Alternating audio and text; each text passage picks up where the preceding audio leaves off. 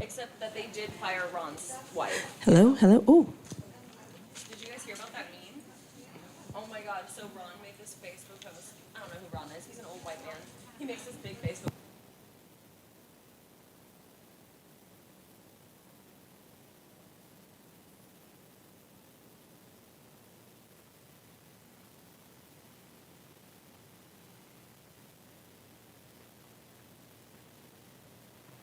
Hello, party people. Hey, how we doing out there? I mean, I guess you're doing well based on the Seems like it. the cheers. Yes. Okay. I have a couple reminders. We do have a vendor room. Go see our vendors. They're lonely and they want to talk to you. Go be their best friend. The registration table has T-shirts and whatnot.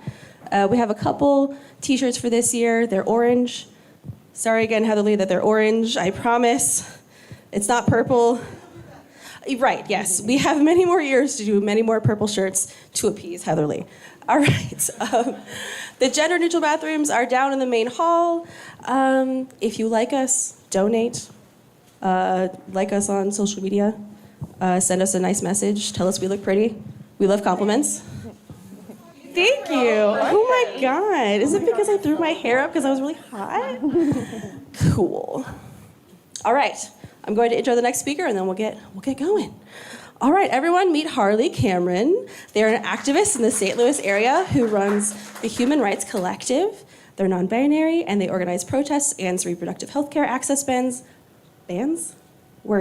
police brutality, and supporting LGBTQIA community with the help of other amazing organizers in the area.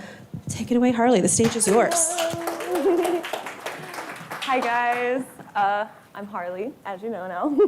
I am the founder of Human Rights Collective, STO, and I'm also kind of in the middle of trying to start my own nonprofit to kind of be like a mutual aid resource center. So hopefully I can tell you guys about that sometime soon.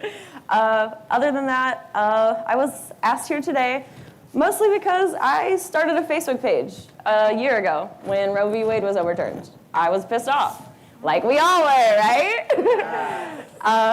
And I just added a bunch of my friends, and I was like, hey, you have a uterus. Hey, I know you support uterus rights. Let's all go in this group, and we're going to be like, hey, let's find out what day we can all show up somewhere and be angry about this together, right?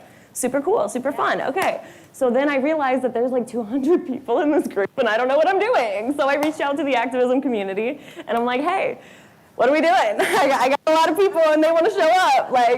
Let's figure it out, you know? So we put it all together. Eventually, through word of mouth, we ended up on July 10th of 2022 with roughly 1,200 people in downtown St. Louis. It was insane, but it was fantastic. We took the highway for 30 minutes. We put a banner over the side of the highway facing the stadium because the stadium was screaming at us about how our bodies were less important than their sports ball game. So we rubbed in their face a little bit, but it was amazing. It was just probably the most inspiring moment ever to me because it definitely changed the entire course of my life. I have spent most of my time pursuing activism since that. It's now, the Facebook group initially is now an 11,000 plus member group where we talk about activism and things that need to change in our community and supporting each other and mutual aid. We have a separate mutual aid group, all this great stuff. Yeah, we decided to call it Human Rights Collective, and that's how we ended up here. But I mean, we've protested against police brutality alongside Empire 13 and We Are the People STL. We protested against Andrew Bailey when he was illegalizing my healthcare and my friend's healthcare. We protested when Ted Cruz came to St. Louis. Anybody remember that one? That was fun. We also protested when DeSantis came to Illinois recently. That was very fun. I got assaulted a little bit, but angry old white men, what can you do? Yeah, and also when McCloskey tried to run for Senate. That was a great one. Also was assaulted by McCloskey. Great times, great times. I'm also going viral on TikTok a little bit because he went to a library like hearing about a queer person in St. Charles working in like the children's section, and like this white mom got really pissed off that a queer person is working in the library, you know? She raised like this huge fuss. And instead of, you know, respecting like the national laws that protect these people in their workplace, they called a council meeting. I love that. I don't think anything actually happened of it, but Ted Cruz came, even though he didn't even, not Ted Cruz, sorry, Mark McCloskey came, even though he doesn't even live there. So I bothered him because why not? But I mean, mostly, I just, you know, we're not gonna stop fighting. We're gonna keep fighting until everyone on this planet is respected by the powers that be. And notice I'm saying respect and not tolerate. I'm going with Jane Elliott on what she says, where tolerate is to like allow someone to be. Nobody needs me to tolerate their existence. People deserve respect and love and validation in their existence. Another thing I believe that we all need to value and recognize and appreciate is that the systems that are in place are not fair to our friends that don't fit society's very narrow expectations of us. And we have to fight any system that continues to perpetuate that violence. If you've ever made a Facebook group, raise your hand. If you have ever reached out to a local activism group, raise your hand. You can keep them raised too, even if you did the Facebook group one. If you've ever stopped someone from using their words to hurt others, raise your hand. If you have ever picked up litter on the side of the road, raise your hand. That's like every single house in here. Sorry. So every single one of you deserves a round of applause because that's a radical act to better our society. You are all capable of doing exactly what I'm up here to talk about. All of you are so powerful and capable of so much. You just have to put it into realism, you know? You just have to do it. We're capable of connecting with the activism community and getting organized. You're capable of making a difference to the people around you that aren't accepted by the people that they should be loved and cared about. We're all kind of like stuck in this very capitalistic idea of, I don't have time for this. I have to work, I have to make money, and that's the only thing I can do, right? All the time. It's the only thing we can think about. We're always going, trying to make money and like stay above. But there's people who can't do that, right? There's people who don't have the option at all. So we kind of have to like give that little bit of time that we do have to try and care about these people. Even when it's the simplest act, it doesn't have to be going to every single protest every single weekend. I mean, maybe you picked up after your friends when they tried to leave some litter in the park because our planet's fucking dying. We all know it. So why do we keep letting it happen, you know? Just the little things, like our sister here was talking about earlier, correcting your racist uncle. Always love that. The little things are what really makes a difference whenever you're standing up for the people that need you. I think that one of the main things that we really need to focus on in breath is mutual aid. Creating systems that help people not rely on the state for food and water and housing, and helping each other through circumstances where we don't have access to those things is what really branches us away from the capitalism that is so plaguing our world right now and making everything harder on everyone. So really just being there as a community and branching away from the very individualism of today's world. Thinking of our community as more of a collective whole that needs all of us to work together to create the beauty that it can be. I think we also have to remember that, again, there are people in our community that are significantly more impacted by this capitalism and greed, especially our queer friends and our friends of color. We need to hold space for them and be able to help them have some light during the time when our country is literally kind of trying to erase our friends and family right now. It's pretty terrible. There are 492 anti-LGBT bills currently being tracked by the ACLU in the United States. There are 50 states. 492 bills out of 50 states. You cannot tell me this is not intentional. They are directly attacking our friends and our family, and we have to do what we can to make this change, to make it at least easier. Like, the goal is change, but we all have to come together for that. So for now, let's make the goal easier, right? One of these acts, the 492 bills, was just recently passed in Missouri. If any of you have heard of the SAFE Act, it's pretty gross. They called it Save Adolescents from Experimentation. In reality, what that means is they are taking away trans youth access to puberty blockers. Puberty blockers are a pause button. You can press play at any time. This is what really gets people caught up.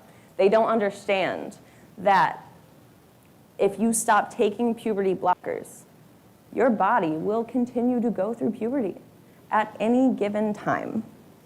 But unfortunately, our state representatives have been misled to believe that this is irreversible care. There's been very few, if any, that I've ever heard of cases where anyone under the age of 18 has had surgery in the state of Missouri for gender-affirming care. It's just a little suspicious how they make these things happen under literal intentional falsities, but you know, it's okay. Some of these kids had been traveling to the state capitol year after year after year, every time that this same bill had been reworded little bit by little bit, and it hadn't passed for 8 years or so. I met a 9-year-old little boy who has spent almost his entire life coming to the state capitol every single year to tell his representatives why his life is important, why his medical care matters, and why him and his family and his doctor get to make that decision together. And there's no reason that a child should have to tell that to an adult. It's unnecessary. Totally. You can't tell me, again, that this wasn't intentional and well thought out. They're fully aware that majority of the LGBT community in the US is people of color. They are fully aware that a large portion of the LGBT community in the US is disabled. They are very, very aware that a large portion of the LGBT community in the US is sex workers because they don't have other options, because they don't give them those options. They are intentionally attacking marginalized communities by choosing the communities that they can turn people against first and trying to gain the popular vote against these one group. But we always go back to that same poem, right? First they came for, but then it ends on you. And when it's on you and there's no one left standing, you're gonna look around and the people that would have protected you are those people that you let fall. I think that it's really important for us to remember that in times like this.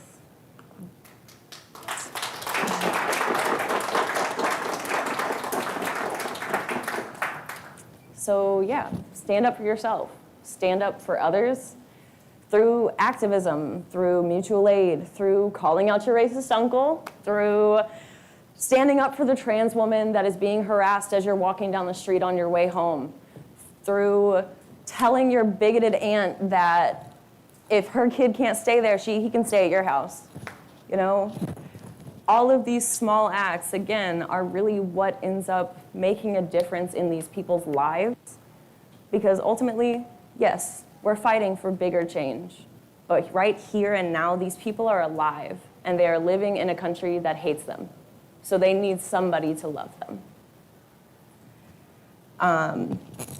Another really great way that you can easily get involved, again, we talked about picking up litter. Empire 13 does some community cleanups on the east side. They talk a lot about how environmental racism has affected the east side of St. Louis.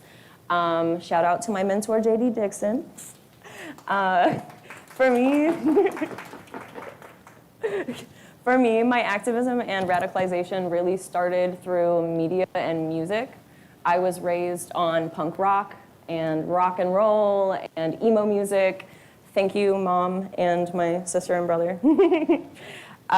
With internet access at a young age, because of my generation, radicalization memes were definitely a major component for me and helped me connect with a lot of people that taught me theory. And I started reading books and, you know, Karl Marx. And I think that it's really important for people to really start branching out and understanding that theory really is important, but ultimately it comes back to putting it into actualization.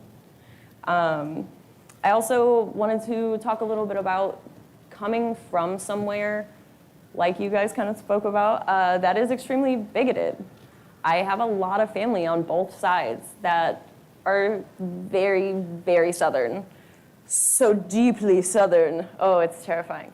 My father told me as a young child that if I came home with a black man, that I would be greeted with a shotgun. I dated the only black kid in school the next year because that's where my dad chose to live, obviously. I was living with my mom the next year. That's how that went. So thank you, St. Louis, for getting me the fuck out of there. Thank you, Mom.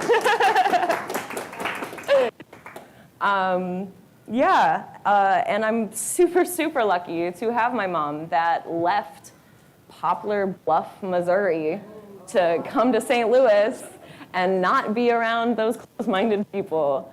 I definitely could not be the person that I am today if she had stayed there.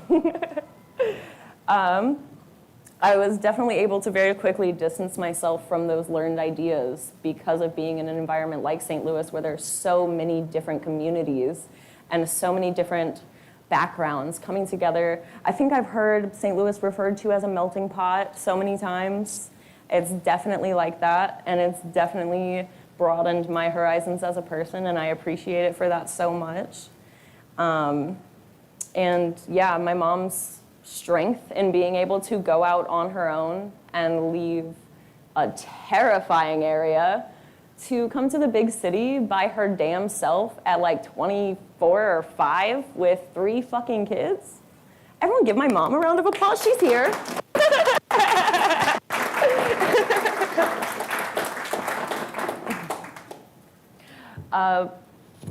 So my mom's the shit, but I'm really, really glad that I did not grow up in Poplar Bluff, Missouri. And it's really, like I was saying earlier, want to go back to these small acts of kindness that truly make our world a huge difference. Because outside, there's always going to be negativity. Somebody's always going to hate the things that bring happiness to the world. Somebody always will. But in our everyday lives and in our communities, in our everyday places we go, we can spread love and positivity and make sure that nobody feels unaccepted. Make sure that everyone knows that there is at least one person there who would never let them be hurt or talked to based on how they look or who they love or how they choose to dress or their identity. Because why the fuck does anybody care? Why do you care? Why do they care? We are fabulous as we are.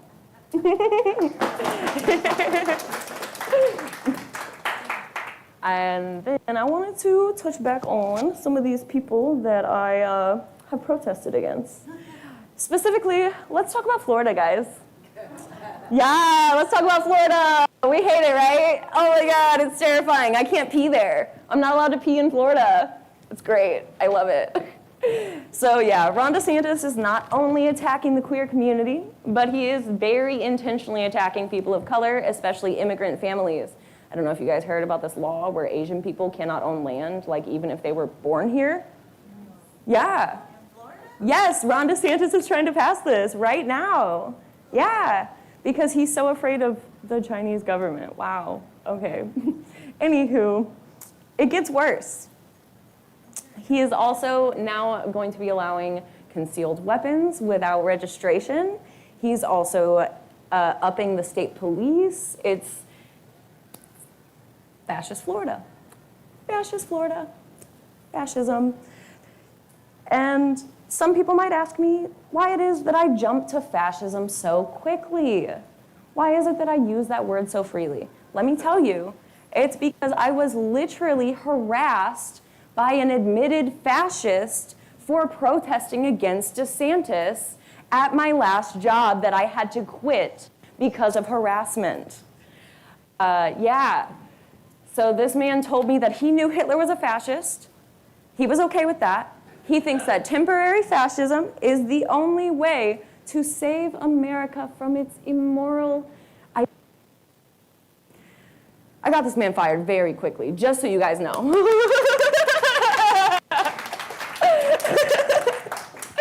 But, yeah, no, I had to go. That was terrifying. Had to go. My new job is so much better. Come buy weed from High Point. It's amazing. But, yeah, that was terrifying. I had never been spoken to like that. No one had ever told me to my face, yes, I support fascism. Where the fuck did this come from, right? But these are the kind of people that we're standing up against every single day, whether you realize it or not. These people are so propagandized that they don't hear themselves. They don't understand how terrifying the things that they're saying are. And without education, we cannot get through to them. There's no way. Now, I'm not saying that it is any marginalized person's place to take time out of your day and your emotional bandwidth to educate these people. Not at all. I don't want to educate these people half the time. But we can't expect huger, bigger, more dynamic changes to happen without trying to communicate with these people and make them understand. So what I would really like to ask of every single person in this room is for you to learn about a marginalized community that you are not a part of. I want you to take the time to learn where the hate comes from. I want you to take the time to learn why it's not okay, why these people deserve respect, and any time that you hear this group being discriminated against, whether that person is in the room or not, a person of that community is there or not, I want you to stand up for them. Because this is the way that we make changes in the world. Again, calling out your racist uncle. How many times are we going to call back to this? Great reference. It's always about, I guess it goes back to ethics, you know? You can't sit here and talk the talk and say that you are standing up for love and equality, and then go hang out with Jeff, who's your best friend, but he just doesn't like black people, you know? Come on now, we're better than this. Call out your friends, call out your men, call out your friends that are fucking misogynists. I'd love to see that. I'd love to see some calling out of transphobia. This needs to happen. We need to have this in our community. People need to be talking about it, and it needs to be constant. We all need to, the subtleties that they allow through in their misogyny. No, I don't like that. She was still talking. These little things is what really changes someone's perspective, because they're like, oh wow, yeah, I did just cut them off. Maybe I need to look at myself. Maybe I do. Now, some of them are not going to hear us. That's obvious. We know this. But you made an effort, so there's your ethics, right? And at the very least, they know that that is not going to be a respected thought, that is not going to be heard here, and no one is going to tolerate it. At the very least, we can make that a no, we're not going to hear these hate messages here. It's not going to happen.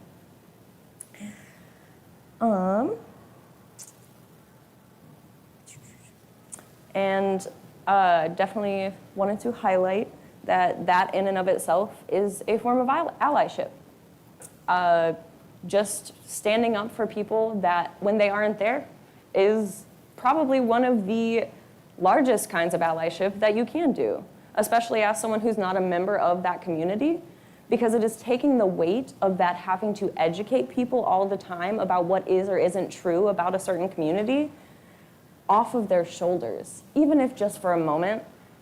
It's better than them having to spend that 25-minute educating talk and the emotional bandwidth and drain that it takes for someone to have to explain why their existence matters versus you having to explain to somebody why they're dumb. It's a little different. It's a little different.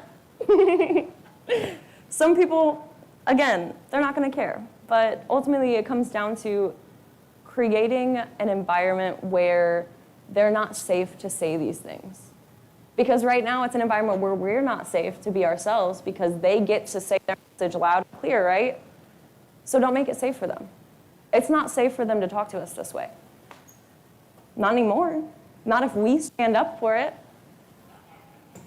If you take anything away from this today at all, from me talking, I want it to be that each and every person, every single person in this room is as powerful as each and every person that stands on this stage today. You have the power to make change in your community. You have the power to make people feel comfortable in your community. And you have the power to make people feel uncomfortable when necessary in your community. And I think that it's important for people to realize that and use it. Use your power for good. You can make change in your community and in the entire world. And it can even be as simple as starting a Facebook page.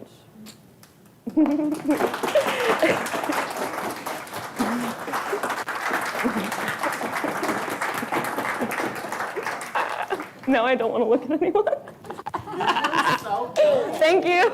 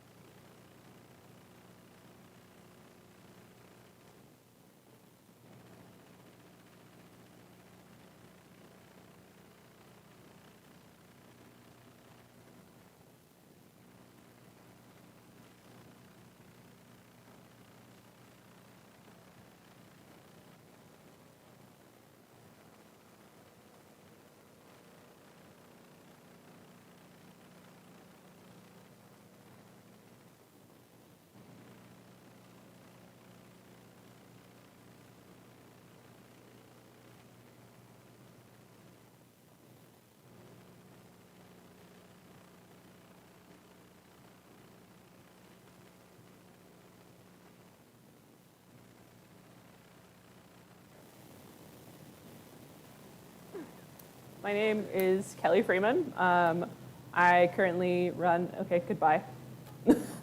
I currently run a business called Dye Mad Yarns, where I dye yarn. That is what I do professionally, full-time. And I have 3 staff. I've been dyeing yarn since 2020. And then I took it full-time in 2022 and have been doing that full-time for a year and a half. And now I have a storefront and things are weird and it's cool. But prior to working for myself in yarn, I worked in reproductive rights for 4.5 years with Pro-Choice Ohio. Prior to that, I worked in a clinic with Planned Parenthood. I worked on a campaign trail in 2016 for Planned Parenthood on the independent expenditure side.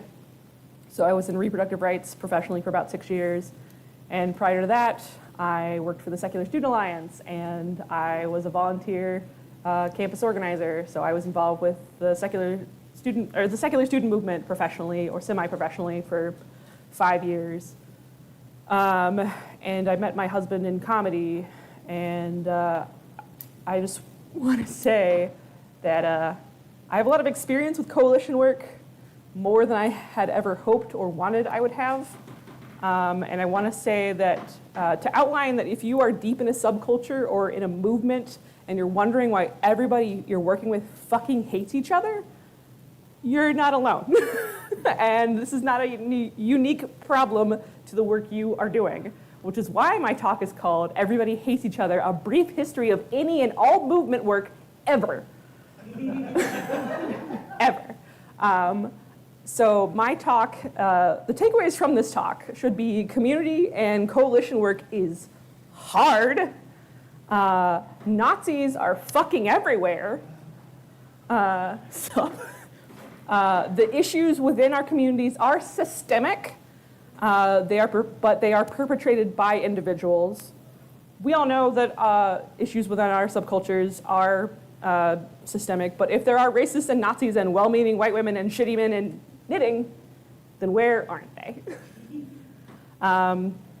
Another takeaway is the same organization or people that do something cool and good and that you're proud to be a part of can also irrevocably fuck up. And gossip can be helpful.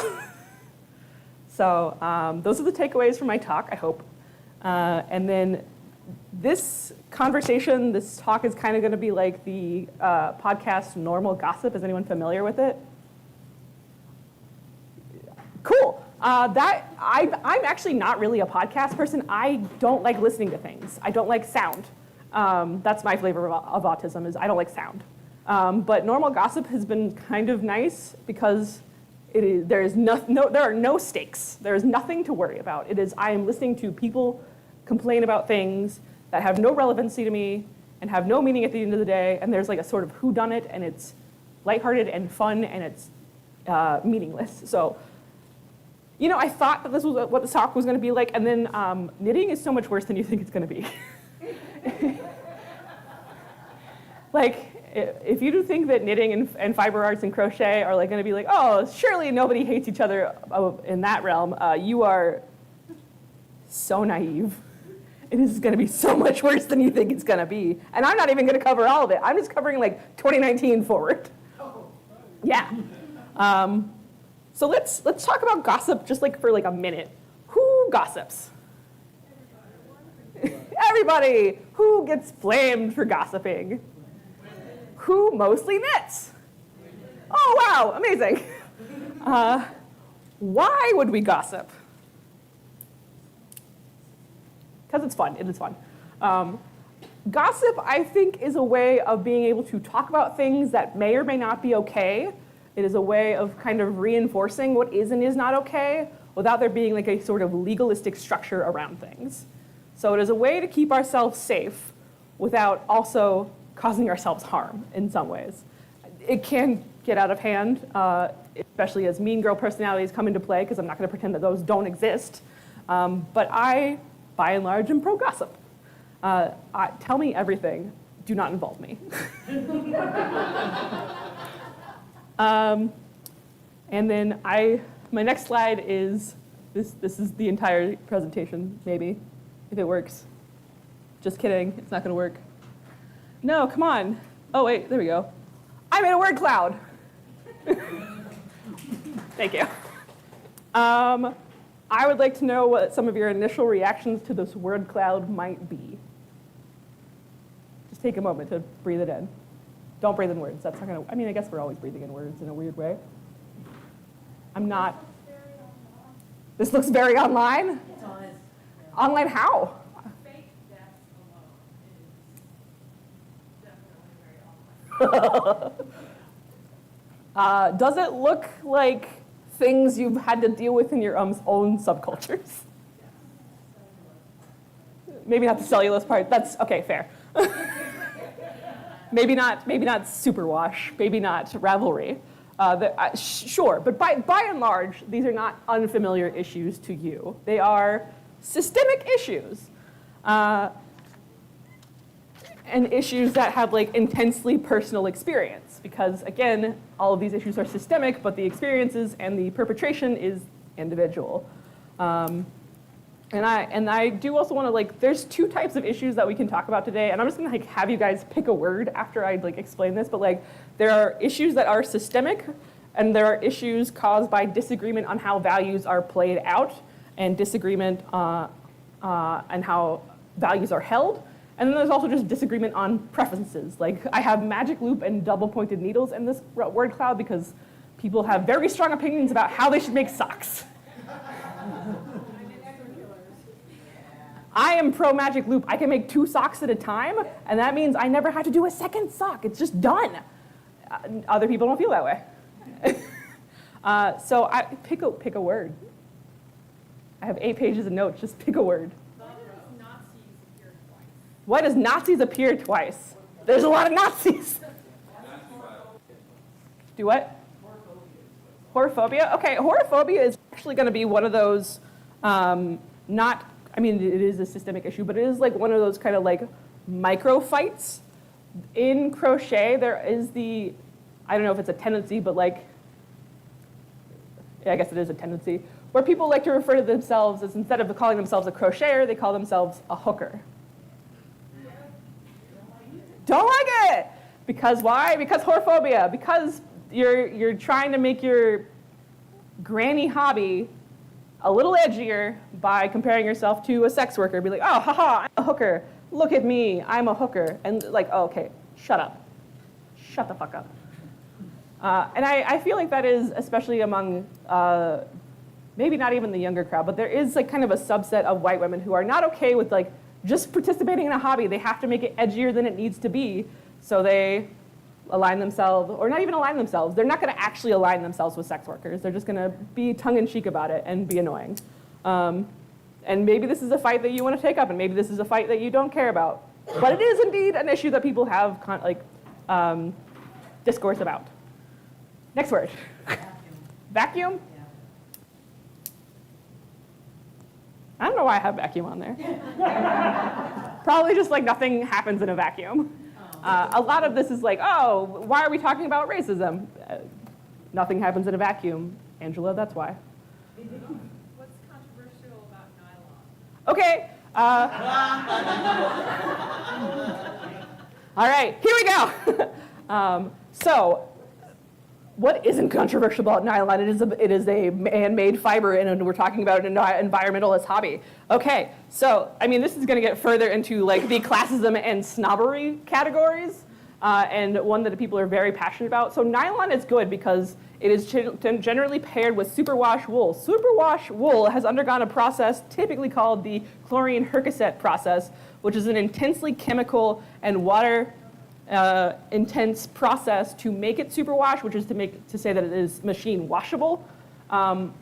The problem with that is that it's not a particularly environmental friendly process. It also removes all of like the natural properties of the wool, which makes it no longer insulating in the same ways. It essentially plasticizes the wool. So paired with a nylon, it does have like longevity, which is great for socks if you want to throw them in the washing machine, but then also has environmental implications. And people who are snobby about wool. There is a company that like their slogan is death before acrylic. Acrylic being a plastic fiber, but their main wool is superwash yarn. So to me, this feels like a little hypocritical because you are working with a plasticized yarn instead of a just like straight up plastic yarn? Like, where is the distinction really? Next question. I mean, I'm firmly in the camp that every yarn has its place because acrylic is a very affordable option. You can get 7 ounces of acrylic yarn for $2, $3, $4 at your big box craft store. And like, that is a very accessible price point for people who are just learning the craft or can't afford to move on to more expensive, higher end wools. It is great for making things for babies who are gross. I'm firmly, every yarn has its place. I'm pro acrylic.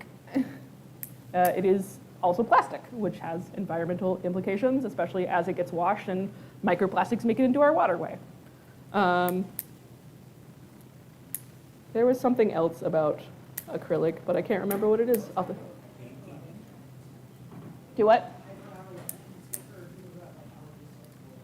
Yeah, it is good for people who have allergies to wool. There is also like a conversation of protein versus cellulose fibers. People, like I mentioned last night, people ask me to dye cellulose fibers, but it is a totally different process to dye protein versus cellulose fibers. So like while I see like the value in vegan wools like linen and cotton and bamboo, which has a different environmental process to extract it into viscose and make it into a yarn. I forgot the direction I was going with that. I'm never going to dye vegan yarns because it is more effort that I am willing to put into my business and also like a lot more inventory that I have to take up and also different dyes and also a different mordant. And then there's also the conversation of like acid dyes versus like botanical dyes. Like every single thing you can conceive of and more is a fight. And that's what's fun because you develop preferences and things you learn. What's wrong with software? Okay, so that's going to go into our Ravelry conversation, which is like one of my like first pages of notes.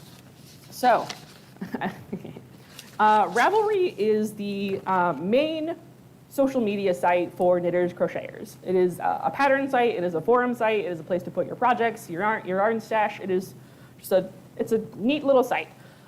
In June of 2019, Ravelry banned public commentary and support of Donald Trump, just full on. This included for patterns, forum posts, projects, profiles, and all content. They put out a statement saying, we cannot provide a space that is inclusive of all and also allow support for open white supremacy. Support of the Trump administration is undeniably support for white supremacy. The community guidelines had been updated with the following language. Note that support of President Trump, his administration, or individual policies that harm marginalized groups all constitute hate speech. Policy notes be like, you can still participate if you support the administration, just keep your mouth fucking shut. We're not endorsing Democrats nor banning Republicans. We're definitely not banning conservative politics. Hate groups and intolerance are different from other types of political positions. We are not banning people for past support. Do not try to weaponize this policy by entrapping people who do support the Trump administration. And similarly, antagonizing conservative members for their unstated positions is not acceptable. This predates most of the recent drama within the knitting world, give or take, and there was obviously backlash, including the creation of a conservative alternative to Ravelry. I'm not going to name it because I don't care about them. And at this point, they are largely inactive, so that's kind of fun. No notes. We love that. However, because there's always a however, sorry, Ravelry's front page design had largely remained unchanged since like 2007. They had a staff of 2. One of their staff members is a trans woman. For being the fiber arts world's largest site, it did leave some things to be desired after, 14, 15 years of no updates in their design. So in June of 2020, a year after their statement on Donald Trump, they redesigned their website, updated the user interface, and did a reskin, the whole works. Great, what's the problem? Well, it wasn't designed with accessibility at its core, and neither did the original site, but the new site was significantly worse. Only like 25 to 35% of the web accessibility issues could be automatically detected. And if you run like an automated or assisted accessibility tool on either the classic Ravelry site or the new Ravelry site, you'll see a host of like violations and warnings. 8 users experienced seizures, the tracking of like this timeline, as well as widespread feedback about the overall design update causing eye strains, headaches, migraines. So there was a lot of frustration in the community around the whole situation, compounded by the fact that Ravelry's brand is expressly designed with inclusion at the center. The first sentence of like the Ravelry Twitter bio says, inclusive, friendly website for knitting or for yarn people around the world. So it was really disappointing to see the culmination of like a year-long process of redesign from a brand and team that was so vocally, that so vocally champions inclusion, and they missed the mark in like such an incredible fashion. So what did they do in response to the feedback? Did not do well. They locked down forum threads. They did not reply to accessibility issues via emails, but they would reply to like other bugs. This caused people to be unable to use the site, both on the designer end and on the user side. And in the middle of a global pandemic where people are home, excuse me, unable to like engage in their hobby that, you know, is a coping mechanism. They can't use like the world's largest pattern site for knitting and crochet patterns. Some designers did indeed make the step off of Ravelry, or at least like made their patterns accessible on other websites like Payhip or Lovecrafts, but many have not. So Ravelry still remains wholly inaccessible and like broke community's trust and just like left people in the disability community just like unable to access their site. So the key takeaway from that one is organizations and people that you love can do really great things. And they can also do things that fuck you over, hurt people, and make it so you want nothing to do with them. So don't ignore the disabled community. Issue an apology, and trust in your community cannot be taken for granted. So that is Ravelry.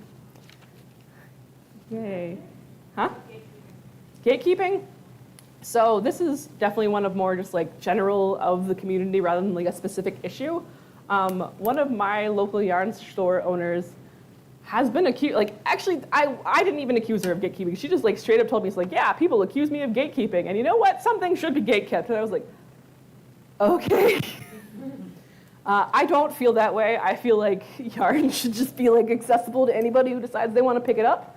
I think it is a very weird thing to try and hide things from people who are trying to learn. I'm not sure the point of gatekeeping a hobby, and especially an industry that is largely a hobby industry. So that is more just like an issue within the community, is people just decide that they don't want to teach people other things, other people. So like, they think that other people should be able to learn this hobby? They don't think that people should be able to learn this hobby unless they spend more money on their yarn, or they shouldn't be able to participate in the community unless they have a certain amount of money. I cannot tell you everybody's reasons for gatekeeping knitting and crochet. I just can tell you that it happens and it's weird. Yeah. Eli. Happy about mTOR appears here separately, but like it just needs buyer beware. Does it have a special thing? Can I do that one last? It gets wild. I'm only doing that one last because it was asked to be last. That's the last one. Okay, fine. You know what? I'll talk about death. It's fine. So, with the creation of Ravelry in the late aughts, there was an explosion of the cottage industry and indie dyers. Like I mentioned last night, it is a very saturated market. This beginning of saturation probably began in the late aughts, so 2006 to 2009. People were able to do yarn dyeing in their home. Some were successful because they were good at what they were doing. But there were also a lot of knitters. They tend to be women, and they tend to be socially conscious women who like the idea of supporting other women. The issue with success is that not everyone is good at success. Some would ship orders late, or not at all, or yarn with knots, or yarn that would bleed its dye when washed, or yarn that was felted. Basically, any issue that you could imagine it has happened. Most recently, issues are with a business called Lady Dye Yarns. You can do your own research on that because I'm not really going to go into it because it's not anything new about what I'm about to tell you. They're just like straight up not fulfilling orders, and last recall I saw they owed people upwards of 20 grand in product. But as mad as people are at her right now, that has nothing on like old school scamming. So threads on Ravelry and Today on Instagram would pop up to see if people were having the same issues with dyers and wondering where their stuff was. So in 2006 to 2007, a dyer called Mystical Yarn Creations got popular after being featured on like a Yarny podcast and had typical run-of-the issues of like blowing up overnight and like the aforementioned issues of like shipping yarn orders late. And then late 2007, 2008, people are complaining on Ravelries about orders never being shipped. Because so many people, indie dyers, are people who are working out of their home, there's a lot more leniency about late orders than there would be for like big box stores. Some might see that something is late, but then not do anything about it until it's too late for people to get their money back. In February of 2008, another indie dyer posts in the mega thread that exists that she received an email claiming that the owner of Mystical Yarn Creations, a woman named Danielle, is hospitalized and that her family is trying to fill orders in her absence, but that since the dyer is incapacitated, they are essentially out of yarn and money. They ask people to bear with them and say Danielle will start dying when she was out of the hospital. Other people report getting the same email. Most people think the email is bullshit. In the meantime, internet sleuths have done some digging and discovered that Mystical Yarn Creations is not a registered business in any official capacity, not listed with like the New Mexico Secretary of State. March of 2008, a poster named Susan from Alexandria, Virginia, enters the thread and announces that Danielle has been in the hospital for 6 months in leukemia and is unexpected to recover. She says that in Danielle's absence, the business has gone to heck in a handbasket, and Danielle's sisters have a ton of yarn they need to unload fast. Everything must go. She's met with skepticism. Who the fuck is she? And how does she know any of this? And she says that she is due to Ravelry, has no connection to this yarn business, but is a fan of their yarn and just wanted to pass on the information for people to get yarn for a cheaper price. People are skeptical, obviously. Lots of people assume that Susan, along with other new posters, are just like sock puppets. So they're just like the actual yarn dyer just like posting. A few people also post about email conversations with Danielle's brother and sister, who others suspect are just Danielle herself. A day later, another poster who is confirmed to be another seller and their sole distributor in Europe drops them with some new info. Danielle is not in the hospital. She does not have leukemia. Her only brother died some years ago, and she is not even known to have a sister. Meanwhile, Ravel wars are in motion. The thread is peppered with posts about what to do if you're owed money, how to file a complaint with the Better Business Bureau. And a few days later, someone posts about an investigation being initiated with the FBI's Internet Crime Complaint Center. March 9th, 2008. A poster reports that she has received an email from Danielle's sister, Margaret, that Danielle has passed away. Specifically, Margaret writes, "I can hardly talk /write right now. I am crying so hard. Mom just called from the hospital and Danielle has passed away. Literally not a single person believes, even for a moment, that for the primary actions are just outrage and LOL." Who gets the call that their sister has died and through a veil of hysterical tears takes to the internet to email her late sister's yarn customers? March 18th. Someone posts in the thread that there's no fucking way Danielle's dead, since someone she knows just spoke to her on the phone that day. A former employee of Danielle's has been selling some of her own stock in a separate Etsy shop. They parted ways before this happened. The former employee is not a part of the scam, as far as we know. Mentioned seeing her a few days at Walmart. At this point, the thread is in full meltdown mode with gleeful internet sleuthing and a swarm of likely sock puppets. A lot of those posts have been since deleted. May 1st, the final chapter. A user posts the following, "The Helper." I thought the helper should know that a woman claiming to be Danielle, presenting her license with an address on this road as proof of ID, was seen and overheard today depositing checks at his neighborhood branch bank. She was driving a brand new car with dealer stickers and tags still on it. So she's not a defrauded customer. However, she is a fellow resident of Edgewood, New Mexico, with the misfortune of also being named Margaret. And her business scams cost this person her business, and including the cost of renting a postal box. So the key we take away from that is, what the fuck? That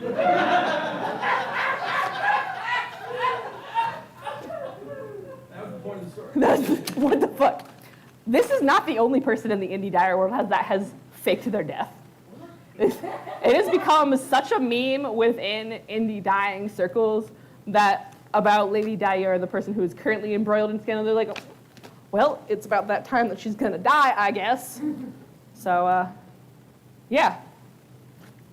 Fake your death. It's happened in romance authors, it's happened Yeah, I mean, who doesn't love a good fake death? All right. Let's talk about, I know nobody wants to talk about, we're gonna fucking talk about it. Racism. And don't worry, we'll also get to the mansplainers, because, yeah. With the 2019 statement from Ravelry, that inspired a backlash of conservative knitfluencers and caused like the concept of knitfluencers to be introduced to the mainstream and subsequently mocked. Whatever, I don't care. Knitting is a $6 billion industry. If you don't think they're going to be knitting influencers, then like again, you're just naive about what and how things work. So we're going to talk about a couple people. We're going to talk about Karen Templer, who is like not anyone important. They're a knit influencer who was planning a trip to India and talked about her trip to India like basically fetishizing it, and was like, flying to India was like taking a flight to Mars. And obviously like this received a lot of backlash in and of itself. And Karen Templer's not important, but it spurred a lot of other snowballing effects. So Karen Templer was defended by somebody named Maria Tuscan. And in 2020, she introduced a yarn collection called Polarizing Knits. And all of the colors in this collection were named after the terms that she deemed social justice warrior lingo. So this is a yarn collection where the yarn is called woke, microaggression, emotional labor, echo chamber, problematic, gaslight, virtue signal, kind of in that vein. And with 12,000 Instagram followers, this stirred up a lot of controversy and turned out to be a collaboration or stunt or what have you with a YouTube channel called Unsafe Space. Which is indeed dedicated to ridiculing and criticizing actions of so-called justice warriors, social justice warriors. Why did she do this? She became, in her words, the most hated person in the knitting community after defending fellow knitter Karen Templer, who was accused of fetishizing her trip to India. Since this incident, she was featured in a new knitting magazine called Blocked. For anyone who doesn't understand knitting lingo, blocking is what you do to your pieces after they are done to be the size and dimensions that you want them to be. Blocked is also what you do to people that you don't like on the internet. It's a conservative knitting magazine, and I'm not going to pretend like it's not a good pun. But you do not have to hand it to them, and I'm not going to hand it to them. And here's a little bit more about the background. Like the magazine's editor, Neil, is an English teacher from Manchester, England, and he started the magazine in direct response to the Christy Glass incident, which I cover on this page, positioning himself and his contributors as warriors against the angry anti-racists and bullies with pronouns. Neil wrote in an email, "Someone has to stand up against the mob. The time is now, and we are the ones." Neil, who declined to give his last name because he's a fucking coward, is active on Instagram. His bio includes the hashtag, "It's okay to be white, there are only two genders, and diversity of thought." Obviously, this man's from Turf Island. He sucks. Also, I'm pretty sure that like Maria Tuscan is, her bio said like, dyeing yarn in Montana, homemaking, wrong thinking. And she dresses in like vintage clothing. So like, you know exactly what the kind of person this person is. Good news, her business closed approximately 9 since her Instagram's been updated. Yay! Anyway, key takeaway, if your response to doing something shitty and being called out on it is to join the Nazis, then maybe you're a fucking Nazi.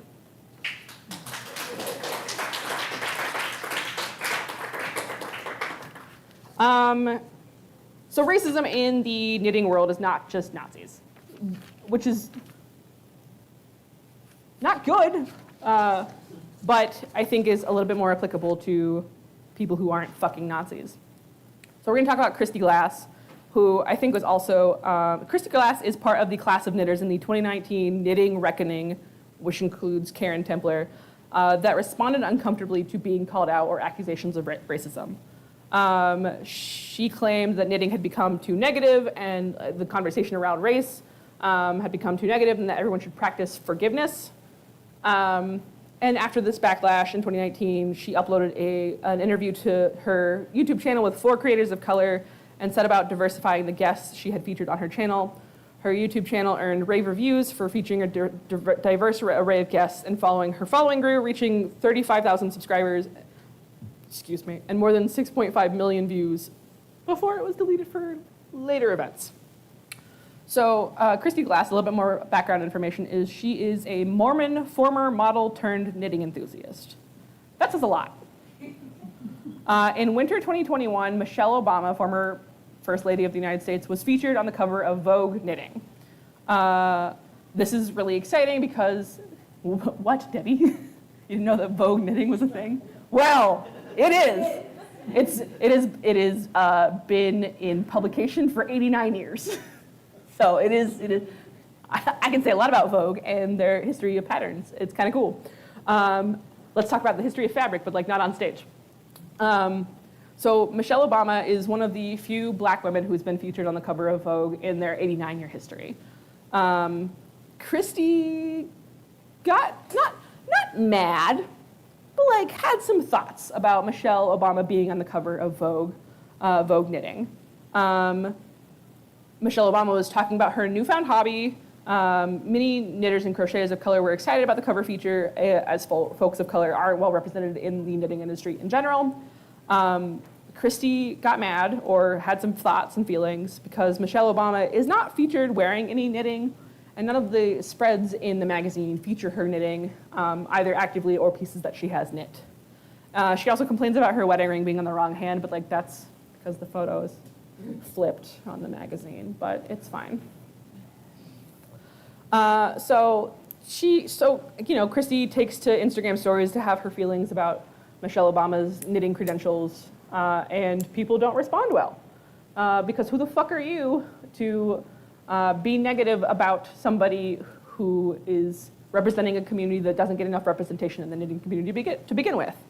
One of the women who has an issue with what Christy says is a yarn dyer named Adela Colvin. She took to Instagram Live to express her concerns about Christy's comments. She talked about being a black woman in a predominantly white space, of feeling used by white influencers to boost their diversity bona fides, of not speaking out for fear of being labeled an angry black woman. She also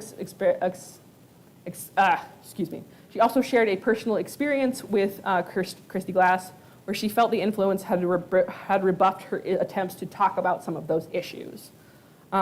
Christy quickly posted what many saw as a backhanded apology over the Obama incident to her Instagram stories, saying, I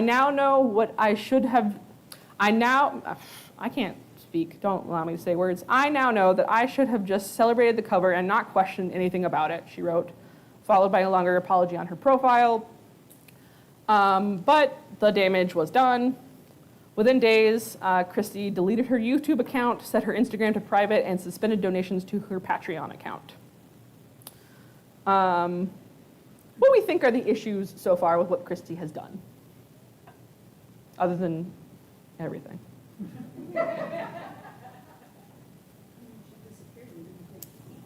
Yeah, she was not interested in actually learning and taking feedback. She wanted to apologize, to look good or look better, not to actually to be better. Her apology just sounds like a huffy child. Like, I'm sorry, I should have done anything ever. Yeah. Yeah. Yes. Fine, I'm never do anything bad again. Backhanded dig at cancel culture kind of thing. Like, oh, well, I should have stepped in line with social justice warriors. At one point, and I don't think I wrote it, I don't think I actually kept it in my notes, but at one point, Christy's like, I'm sorry that I'm not strong enough to take criticism publicly. It's honest. It is certainly honest. So like. Also, kind of saying, I was right about the cover. I shouldn't have said anything. Yeah, she definitely doesn't. She definitely does not apologize for any like of her thoughts and criticisms of the editorial spread. But she did have a bunch of knitters of color on her YouTube channel. She did talk to them. She did have them on her channel. But as you might imagine, some women of color felt conflicted about what Christie has done. To them, her interviews seem like a gesture at diversity without a true understanding of the issue. Adela at one point describes it in one of her Instagram posts as collecting black people like Pokemon. In one interview, Christie asked a black dyer named Laverne Benton whether she featured a lot of women of color on her social media on purpose. She asked a black woman, do you feature women of color on your Instagram profile on purpose? I don't know. I don't know why the fuck you would ask that. In a follow-up interview, Benton turned the tables on Christie and asked what she was doing to support black women in the knitting world, and she said, I love black people. I want to talk to them. Anyway, these tensions are why Adela turned Christie down for an invitation to appear on her YouTube show in 2019 after meeting her in the year before at the Vogue Knitting Live Expo, which is a massive event in New York City. Debbie. Thank you. It's a big deal, and I don't think I could ever afford to be, they had to it's cool. They used to do it in Columbus, and then they realized that there's not really a market for it in Columbus. Yeah. Colvin told Glass that she was not in the right space for an interview in light of all of the things that have been going on, a reference to the recent conversations about racism. Glass responded by saying she was sorry and wishing Colvin well, but not follow up on Colvin's suggestion that she explain her feelings in person. Adela felt that this was pretty dismissive. And then there were other things that over the years irked Adela. A photo of Christie and a friend frolicking in the woods shortly after George Floyd's death was a memorable one, but she stayed silent until the 2021 incident. And this incident is part of what inspired Blocks magazine's inception. And the first issue features a 6-page essay about Adela Colvin, who is Lola Bean Yarn and is a fantastic indie dyer, and I recommend you following them on Instagram. The key takeaway from Christie Glass, the Mormon, is that white women need to sit with our own discomfort around race. She was trying to look better, not do better, and without a fundamental understanding of what racism does, and how she participates in it, she will not only continue to contribute and uphold white supremacy, but her complacency will further fuel fucking Nazis. So that's a brief history of what's happened in the last 3 years. Let's end with some levity. Let's talk about mansplainers. This one's actually kind of fun. If you like to be a hater, which I do. Let's talk about tech bros in the knitting industry.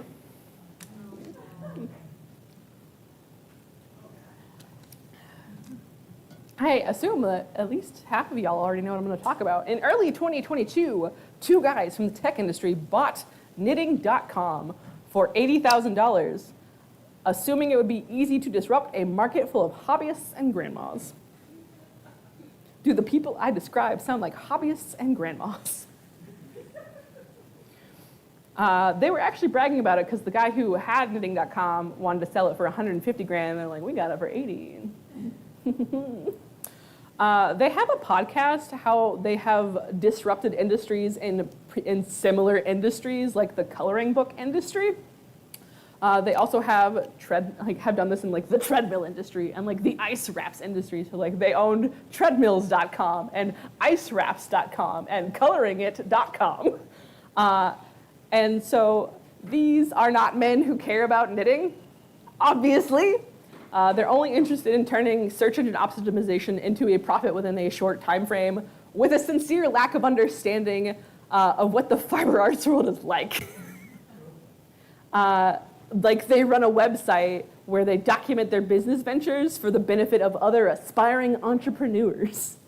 And like they laid out their plan entirely like in a podcast and in a blog post. Turns out the knitting world did not take that well. They have since deleted the podcasts and the blog posts. They compared the backlash they received from the knitting community to the Salem witch trials and high school bullying. So yeah, they deleted their blog posts and their podcast detailing their plans. They had previously considered going into model railroading and fishing, but decided those industries either had too small of an audience or too much competition. Knitting, meanwhile, was just right. A big enough audience, endless content opportunities, and a decent number of products that they could offer.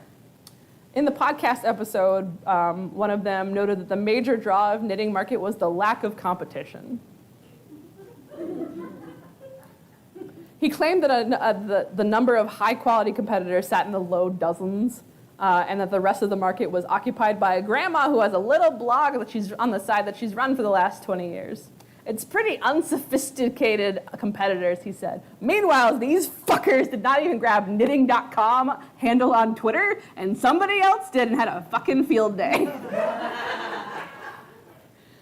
They tried to backpedal, but like, LOL. They're trying to be like the next Uber of something and trying to do it in an industry primarily made up of women and queer folks with a total misunderstanding of what the industry even looks like. LOL. Today, knitting.com looks like a website for beginning knitters, and the staff listed is primarily people of color who have extensive knitting experience. I hope they're getting that bag, honestly. Yeah, the key takeaway from this is a common enemy unites a front, and also it's fun to make shitty people reconsider what they're doing. LOL. Yeah, so that is that's the extent of like my 8 pages of notes. So if you want to know any more of like the details of like of knitting and like how yarn gets dyed and like why people have strong feelings about wool, I can dive into that. But otherwise, I'm good. Eli. I'm still waiting on an explanation of caveat. So caveat emptor is the indie dyers faking their death. Like you can try and buy from people, but like they could end up dead. So much of like indie dyeing is individuals in their homes, is people doing it as like a side hustle, and it's easy for people to get overwhelmed and not be able to respond well to that success. So like, you're not going to get the consistency that you want out of indie dyers that you will out of like big box stores. So like, buyer beware about what you're buying as far as like indie dyers go. Ashley, I'll get you next. Oh, Craftsnark is where I get some of this information. Craftsnark is a subreddit dedicated to snarking about the craft industry. And some of it is useful, like the documentation of the timelines of indie dyers faking their death, and what Maria Tuscan has done, and what Christy Glass has done. And some of it is, I don't like this designer's designs, they're bad. Your mileage may vary. I was curious about why Magic was on there. Oh, Magic Loop. Oh. Yeah. So I'm like, was there Creation of a word cloud. connection between the Wiccans and knitters? I will say that there is a very deep subculture of pagan knitters, yes. But no, this is an imperfect word cloud. I just tried to make some of the big issues bigger than others. And Magic just got in there because I was like, Magic Loop versus DPNs. People have strong feelings about that. I hope this is the talk you wanted. I hope it was better than the talk you wanted. Great. Happy Saturday. Ashley? Yeah, cool. And this is just in the last 3 years. Who knows what the next 3 years are going to bring us? I'm a big crochet and like knitter, and what I find especially about the discussions around racism in community in knitting is a bunch of white women who really are unwilling to be rebutting something. You're not being nice. There's a lot of you're not being nice. And I'm like, oh, good at that. Yeah. And it's really made me so unwilling to be involved in online spaces and forums and stuff. So if I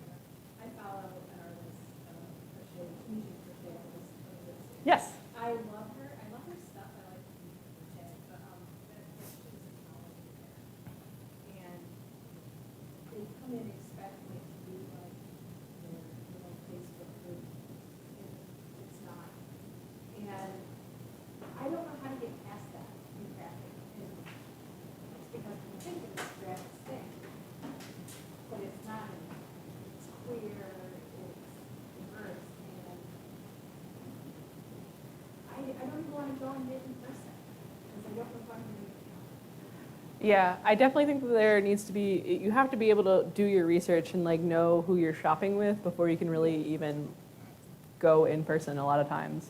And that's what's kind of nice about there being the Ravelry alternative and the conservative alternative is you can see who those sponsors are and block them immediately.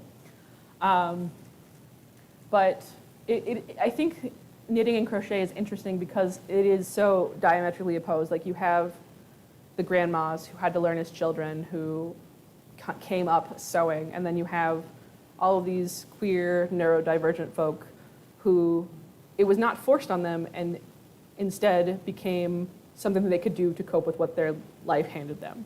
So there are two categories of people who knit and crochet, and there's also like a third category who wants to be a trad wife and fuck them. And they don't necessarily play well together. And in an ideal world, all these people are gonna die off, right? Because we all die. And like the queer ones are left. So I don't have an answer for you other than there are especially with the larger social media sites dying. I'm not on Twitter anymore. Facebook does not serve my purpose. But there are like the Discords I mentioned. There's Christine Parker's and then there's my Discord that like there are smaller communities that are kind of returning to like the internet of yore that is not quite as open-ended as a lot of social media became and returned, but like only in the social media sense. So I found not in knitting and crocheting, but like in online communities and hobby communities in general, you have to find your small group of people who you feel safe with, and then you have to just keep outside of that small group, you just have to keep throwing yourself at the brick wall. If you want to be an ally, if you want to make a change in that group at all,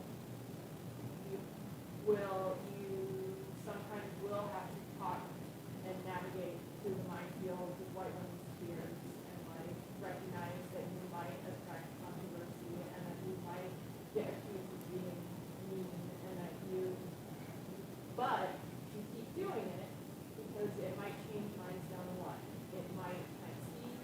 It will also tell diverse knitters, queer knitters, and knitters of color, it tells them that you're a safe person to be around. And so, but then when it's too much, then you can retreat to your small group of friends that you're never safe around and recharge there and go out later and try to So I'm curious, I need to convert myself into a trusted friend to be knitters and crocheters, so I can have this. One of us, one of us, one of us.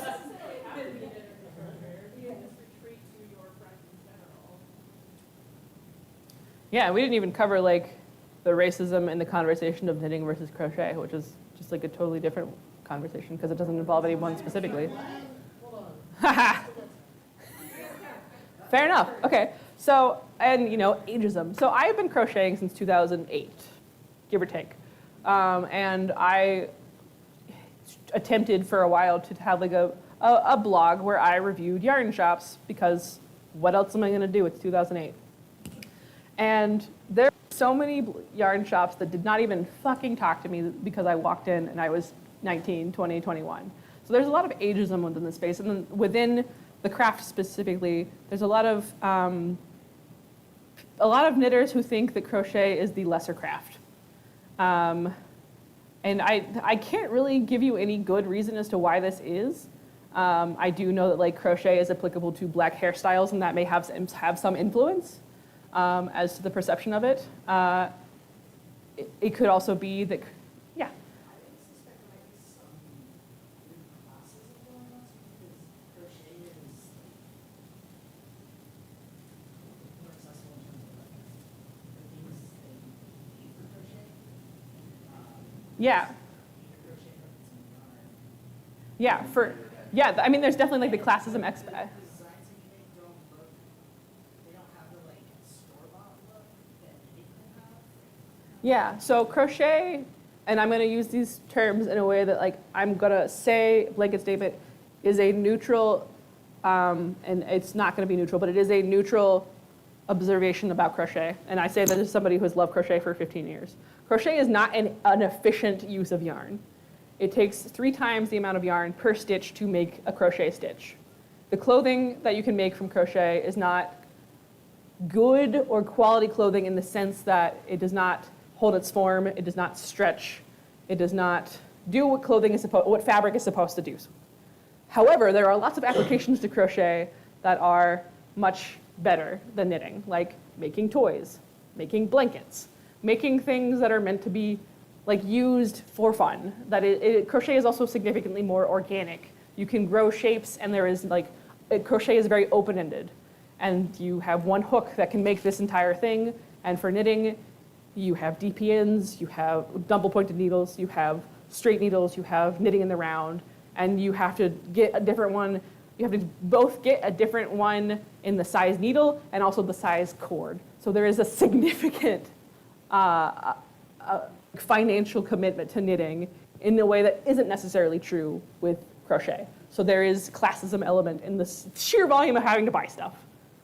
I was going to ask, I know it used to be the case, but is it still the case that a machine can knit, machines cannot crochet? Machines cannot crochet, and machines will never ever be able to crochet because it is not an efficient process enough. Like, there is no reason to invest in a machine that can make crochet clothing or crochet fabric because, like, why bother when you have a knitting machine that can make a fabric that is more efficient, requires less capital? Like, there is no reason under late stage capitalism to invest in a machine that can crochet.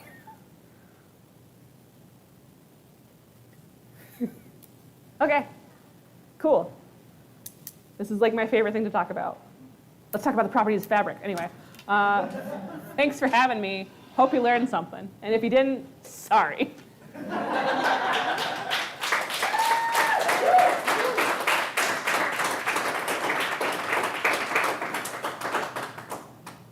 I have to figure out how to move this back over to my...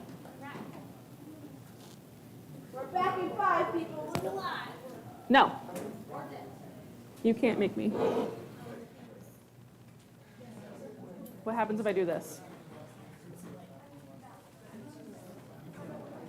I don't know how to get my... I don't know where my browser is. Oh, I found it. Ooh, okay. Cool.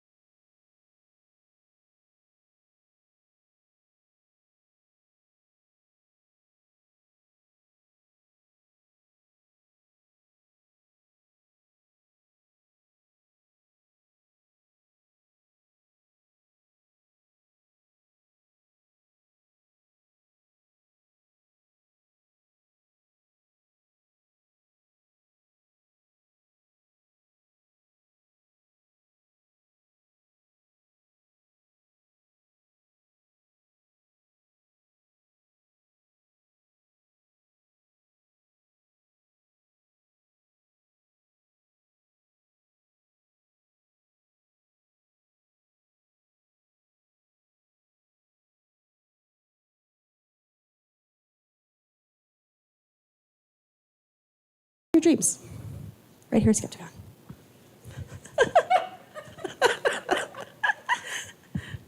I'm not tired, you're tired. Okay. Our next speaker is a strategic communications professional for a federal agency. They've worked in nonprofits, film and television production, and web and graphic design. They have a PhD in mass comms, focused on intersectionality and online communities. In real life, you play ukulele, create arts and crafts, and listen to an absurd number of books and podcasts. Please welcome to the stage, Dr. Ashley Miller! I was already on the stage, but thank you. Can you hear me okay? Let's see. All right, good. So I do want to start with a content note. I will be talking a little bit about child sexual assault and harassment, just very broadly, no specifics, but I do want to just give that out there before we get started. So when Lauren reached out to me and said art was the theme, I was like, cool, I'm just going to talk about art. And so that's what I'm doing. I am going to be going over sort of some definitions of art and then talking about why art is good for individuals, why art is good for movements, and then why art can be activism. So that is it. That's what I'm doing. You're welcome. Oh, no. Okay, what is art? So when we think about art, we think about the things that you hang in a museum. You think about classic art. But for my purposes, the definition of art is a bit broader. So predominantly, I do digital art. And also probably you want to be able to see the screen because my slides are a lot of what I'm talking about. It's just art, though. Just art. It's awesome art. This is like the most embarrassing thing, is to stand in front of a group of people and talk about your own art. Like, I've given a million speeches, that's an exaggeration. I've given many speeches, and none are as like nerve-wracking as being like, look at my art and how flawed it is. No, look at how spectacular it is. Look at how amazing I am. So, when we talk about art, we tend to think of a kind of classist view of art, which is like stuff that white men painted in the 19th century, oil on canvas. We don't think about other things as counting as real art. Sometimes, so this is my realist art, but it's all still digital. It is digital art, not paint on canvas. Sometimes we also consider photography to be art, particularly photography that looks like landscapes, or sometimes we'll include like an Annie Leibovitz doing beautiful portraits in black and white. But we often don't include photography in our like mental conception of art. I make the argument that everything is art. Everything creative and expression is art. And that includes, as you can see in these beautiful slides, crochet. It includes embroidery, even if they're embroidery kits. It includes making quilts out of your old shirts. It includes making paper sculptures. It includes drawing on your arm in marker as though it's an actual tattoo. It includes these cool paper kits, right? Like, art is creative expression and the products of creative expression. And I think it's really important for us to have this broad understanding of what art is so that we can talk about what art can do. It also includes origami and makeup, right? Those are things that we don't think of necessarily as art, but makeup is absolutely art. And because women do it to their face every day, we don't think that it's art. But it is. It requires understanding of lighting and shape and three-dimensional work. It's actually really hard. Also, look at all the cool art I've made. Now let's talk about bad art. So I had to use my own art in all of this so that I wasn't insulting anybody else and talking about the concept of bad art. Bad art is something is art that we don't consider to be valuable. Usually in an economic sense, right? Like, it's art that we wouldn't pay money for, but it's also art that we have like a classist view of, like it's not good enough. It's not the kind of thing you would put on your wall. This is some of my early art. I was really into Sailor Moon. I don't know if you like get that vibe from this, but yeah, I really was. So I went through my archives on DeviantArt, which if you are not an olds like I am, was the place to be in the early aughts if you did fan art, which I did. And as you can see here, I was really into anime and did a lot of anime art. This is usually considered bad art, right? Like this is art that people usually don't want to buy from other people. This is stuff that was done digitally. The audience for it is usually other teenagers drawing stuff on DeviantArt. But bad art's really important. Bad art's really important because it's art you're not making for money. It's art that you're making for creative expression. And it's how you learn to make good art, which I'd argue doesn't matter very much. Now, to embarrass myself really thoroughly, this is some of my Harry Potter fan art. I was really into Harry Potter. It was a problem. And I was really into one Severus Snape, as featured here. Now, obviously, this is problematic now for a lot of reasons, aside from the fact that Snape is absolutely a shitty human being who nobody should have ever been a fan of. Now it's a problem because J.K. Rowling is an absolutely shitty person who no one should ever speak of. But I made a lot of fan art like this. It was very popular because there was a large online community. And it's a perfect example of bad art. It's art I learned a lot of skills doing. I learned a lot about lighting and shade and color theory. I learned about making comics and trying to like bring my own independent ideas to stuff. I learned how beautiful Alan Rickman, you know, all the important things that you need to know. And this is very important. This is my first ever like publicly published art.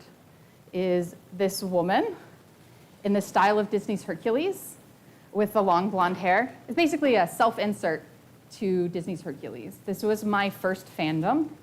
I was 14 or 15, and I found an online community, the Hades ladies, who were fans of Hades in Disney's Hercules, which like now that's problematic because James Woods turns out is a terrible human being, but that's fine. I was just really into mythology. And I was like, oh, cool, people I can talk about myths with. Let's get Edith Hamilton on. So this is Mnemosyne, who is the mother of the Muses, and that was the deeply traumatized character that I inserted into the underworld as part of the Hades ladies. And yeah, that's my first published piece of art. You're welcome. It's very embarrassing, and I love it. The other examples here are more recent art that I've done, which was a series of sort of pop art of my favorite characters in media, which, yes, did include Mama June. Before we knew all the things we know about Mama June, if you're not familiar with Mama June, she is from the television show Here Comes Honey Boo Boo, which was a spinoff of Toddlers and Tiaras, which I worked on. And my dissertation was, in fact, about Here Comes Honey Boo Boo and Tumblr. And yeah, she had a relationship with an abuser, a child sexual abuser, and that person went to prison for abusing her eldest daughter. And when he got out of prison, she was seen with him again, even though he was not allowed to be around children. Anyway, so her show, Honey Boo Boo, was canceled. Their relationship with TLC was pretty much canceled. And yeah, that's not great. But before that, I thought she was really cool. Really cool, not really being the right word. So yeah, these are just like me fanning over my favorite people in media. So this is bad art, right? Like this is art I made because it felt good and it was fun and I loved it. And actually, that's how art should all be. So I want to talk about what are the things that art gives us. So from like a capitalistic perspective, right, art helps you develop skills. It helps like one art, even an art you're not good at, helps you develop skills that are applicable across other arts and across other skill sets, right? You know, if you're building your class character, you want to have lots of different skills you can use in different environments and for different reasons. So I wasn't really a 3D artist, so I started doing what is like called 2.5D, which is like paintings on canvas to involve like putty or other sculptural materials. And I just played with texture, and learning how to do stuff in 3 dimensions on canvas ended up helping me also understand crochet, because I was starting to think in more dimensions. And so taking a skill from canvas helped me understand a skill in fiber. And there's all kinds of things that are applicable. So the one of the mushrooms, you can't tell by looking at it, but the mushrooms jut out at you. And they're paper. They're just paper sculptures that have been painted over. And then in the bottom corner, this is my favorite piece of art I've ever made. It is cephalopods. And the reason it's my favorite is because it tiles. And so you can make fabric with it. And one of the really cool things about that, it was like, it involved my math brain. I had to figure out like a bunch of programs on how you build that. And now I can apply it to other things. But it also meant that I could print the fabric, and my friend Monette could take that fabric and make a bag out of it. And now I have a bag, I have a diaper bag for my toddler that has a thing that I drew on it that somebody made, and that's so cool. Anyway, so that is one of the main important things that art gives us, is the ability to connect with other people. So what you see here are 2 pieces of art produced by my nieces. The butterfly is from my niece Becca, and the sunflower heart is from my niece Maggie, who is also pictured there. And I love having their artwork on my fridge. It means so much to me that they made something with me in mind, even just like casually. And it means that they were thinking of me, and now I get to think of them every time I see it. And that's true for all kinds of art, right? Like, someone making you a piece of art is like very meaningful, and it creates a connection. And you'll see there is my niece receiving a crochet blanket that I made. And like, it was one of my earlier projects. I actually made that on the way to Minneapolis in the car, crocheting. And so I was on my way to an atheist convention, crocheting something for my niece, and I got to take it to her, and she still has it. And she loved it because it was bright and colorful, and I loved it because my tastes are approximately the same as a 4-year-old's. So it worked out. And then the bottom picture is my beautiful son, Malcolm, playing my ukulele with his grandfather. And, you know, we do think of music as a way to connect, but all of the arts are a way to connect. And so, yeah, cute children, you're welcome. Malcolm is an art. I made him. It was hard. I almost died like 3 times. Suffer for your art, that's right, exactly. Is he bad art? Maybe. I don't know that I'm going to see a lot of economic return on that one, but who knows? Maybe he'll pay for my nursing home one day. So in a capitalist world, you can take art skills and use them in your job. Now, I work in communications, so it's kind of easy for me to apply art to my job. But I got to do some cool things. So I work for the Department of Agriculture, and I got to make an alphabet, an illustrated alphabet for them. I've made a couple about crops that we provide insurance for, which is like not necessarily the thing you think of an illustrated alphabet depicting. And I don't know if you can see it. Banana is for bee, G is grapefruit, M is monarch butterflies, P is papaya, Q is queen bee. And so I just was like, what if we did something a little bit different? What if we talked about this online with some illustrations. And so I got to develop this whole thing and use my art at work and play on my iPad instead of writing a press release, which I highly recommend. It's much more enjoyable. But I also get to do things like I made all of these origami trees when I did a detail with the Forest Service. And so when I left, I gifted all of the people I worked with a little origami tree to remember me by so that hopefully the Forest Service would hire me permanently, which they did, yay. And I also had the ability to illustrate some of the work that we did. I also got asked by a friend to design a crochet pattern for their yarn subscription service. It was Kelly. And so, having not really designed for anyone else, I got to learn how to write a crochet pattern, which is hard. And I made a mermaid tail because, again, my tastes are approximately the same as a 4-year-old. That's fine. Art helps you understand yourself. It helps you understand that you are a 4-year-old. This is a self-portrait. It is extremely accurate. So it helped me understand my autism diagnosis because I am autistic, but I'm not autistic in a little boy way, right? My diagnosis was missed until my early 20s. And it was probably because my autism manifested as artism. As you can see in this illustration, I was very loud.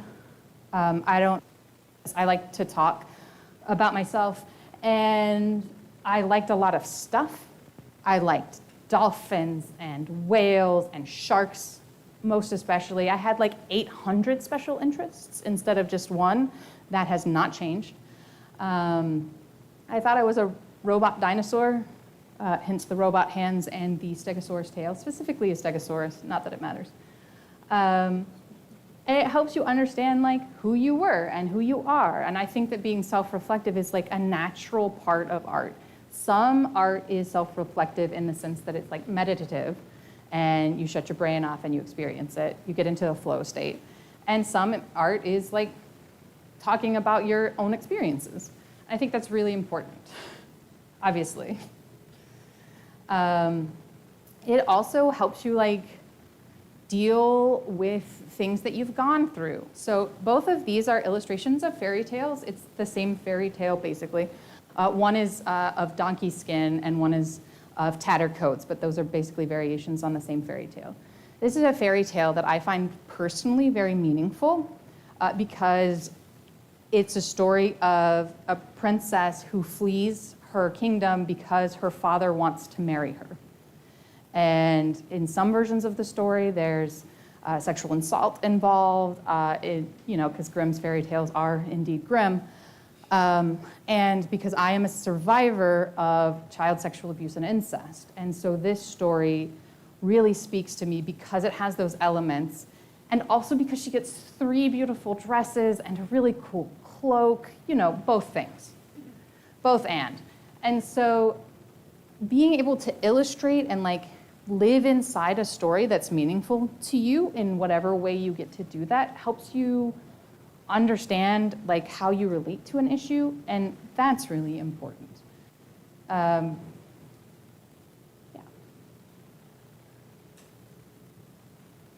It also helps you express things that you might not have words for. So this is going to be weirdly vulnerable because I actually don't have the ability to totally explain what these mean. The first one is these are all pictures that were really meaningful to me that like felt like I was expressing something really important and internal that I have absolutely no ability to explain to you why that is. And I think that it helps you as a professional communicator. It is very difficult for me to have a thing that I can't explain with words. Like that's not what I do. is my thing. I am good at words. As it turns out, words can't always be the thing that helps you express a feeling. And so you draw it, or you crochet it, or you origami it. Like, there are all of these really important ways to have access to different parts of your brain that maybe words aren't the part that you can use to access it.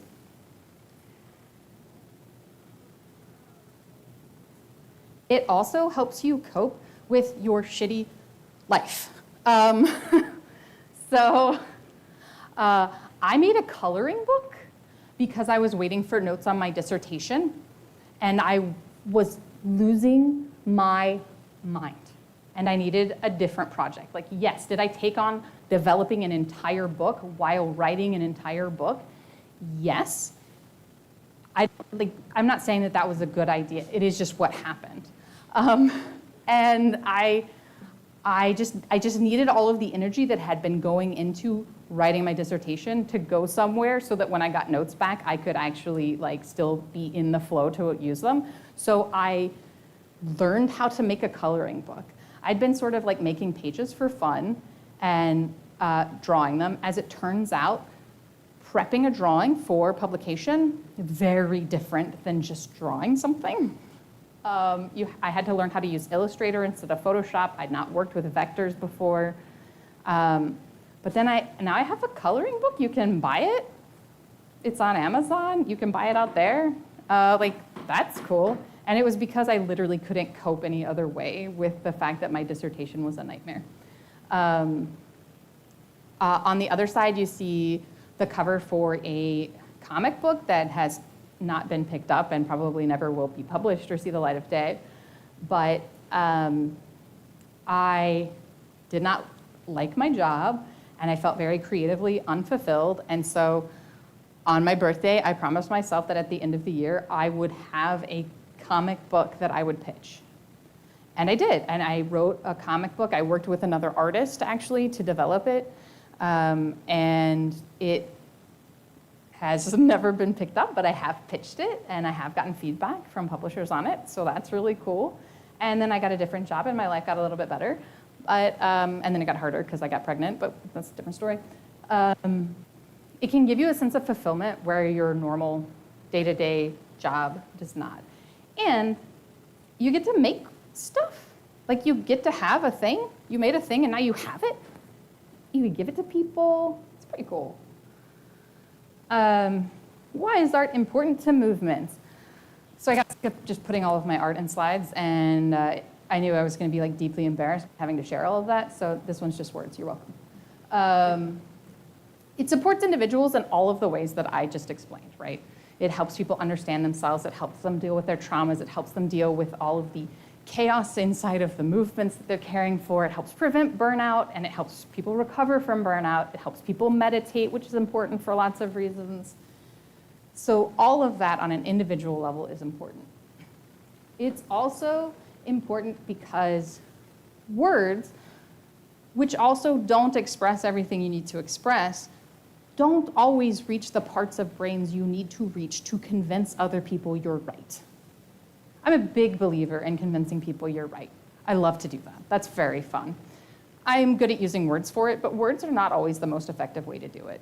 Images grab parts of your brain that words don't. And not everybody is good with words. Not everybody's a strong reader. Not everyone is able to read. Not everyone is able to hear. There are a lot of ways that images can be accessible in a way that words are not. And so if persuasion is important to you, if the ability to persuade other people, images, music, even Richard Dawkins and Christopher Hitchens talk about how important religious music is to them and how it moves them and how the numinous is important for people to access, even if they're not believers.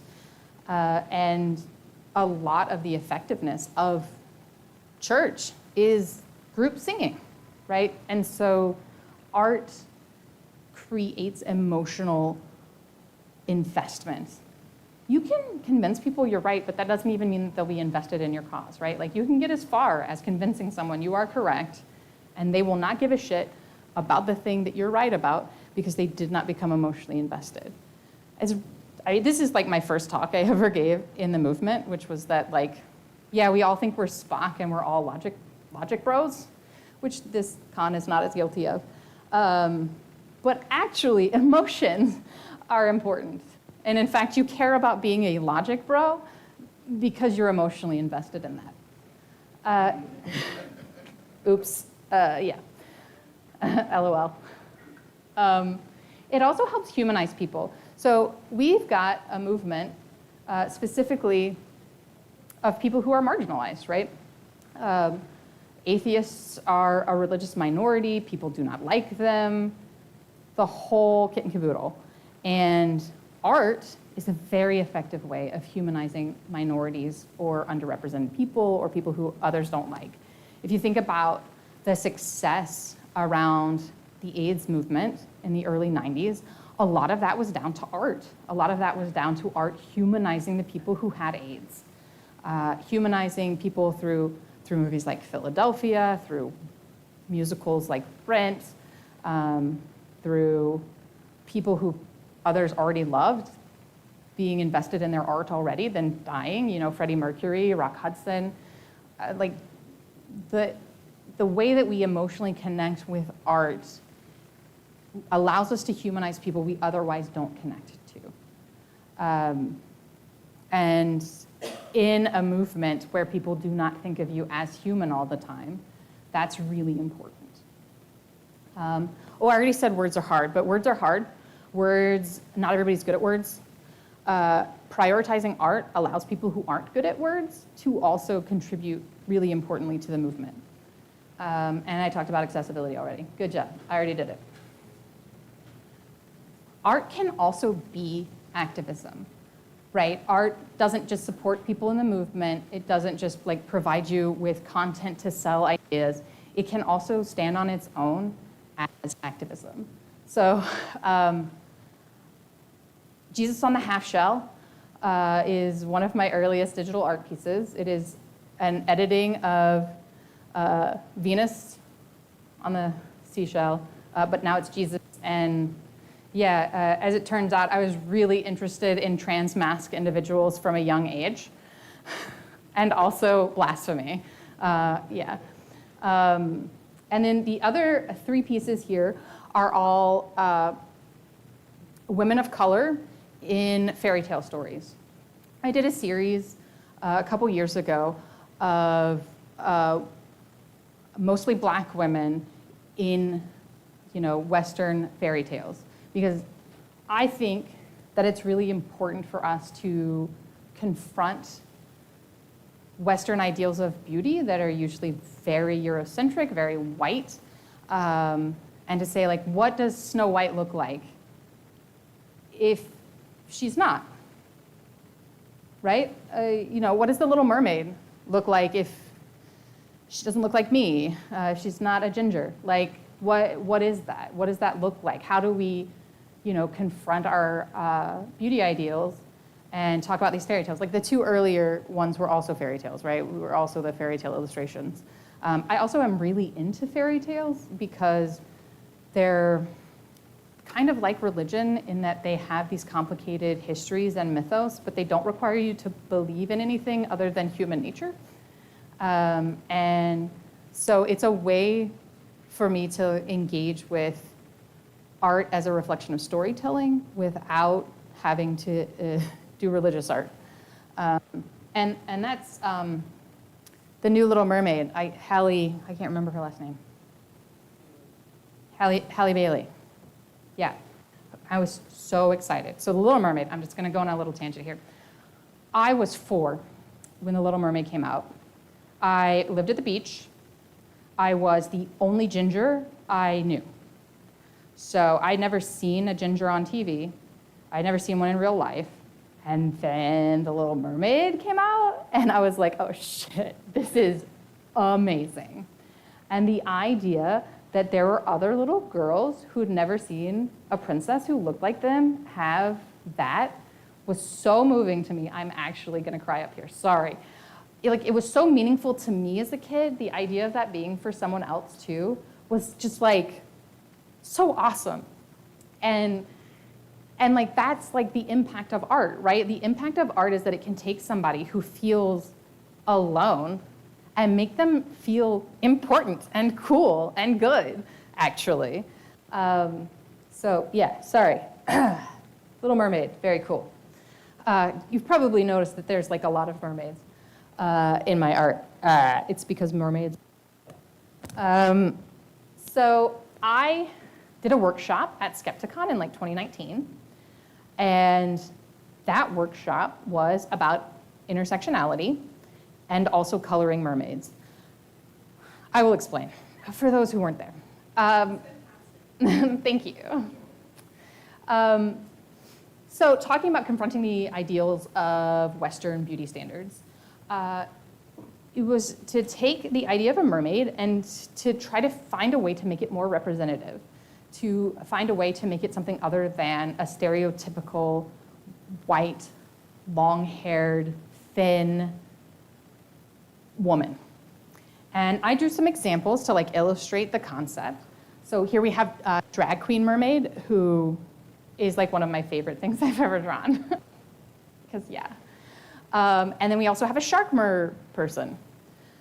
Because you don't see sharks as mer people. Why not? Sharks are cool. They're not very colorful though. More examples. The reverse mermaid.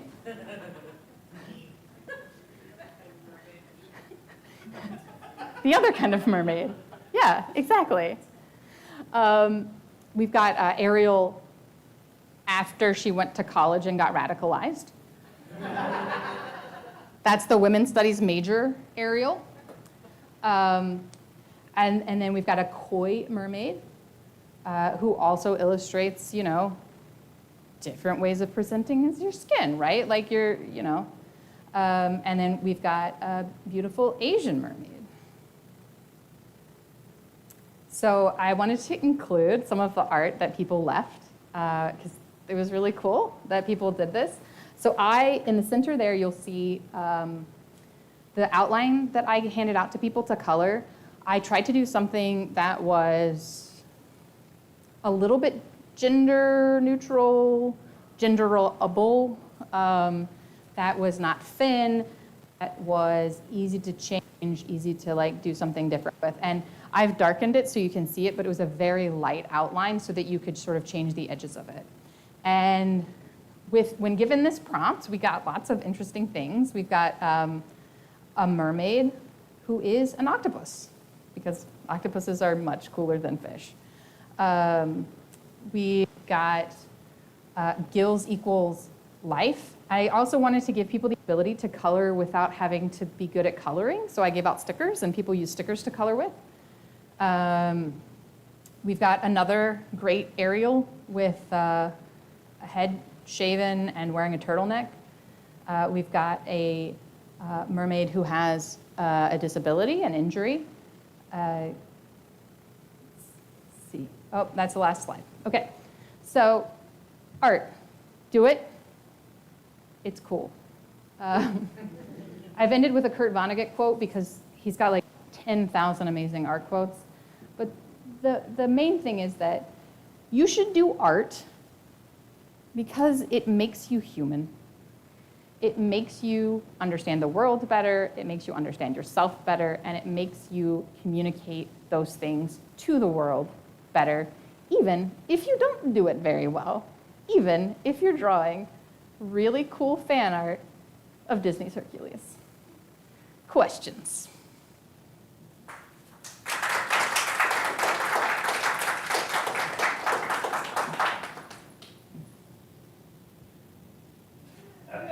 All right, job done. Eli. If one were seeking artistic instruction, Yes. what are some options for where one might start? So I learned like a lot of what I know from YouTube. I just look for YouTube instructional videos. That's how I've learned origami. So I'm going to pull up some stuff as I explain it to you. the crochet blanket that I made for my niece.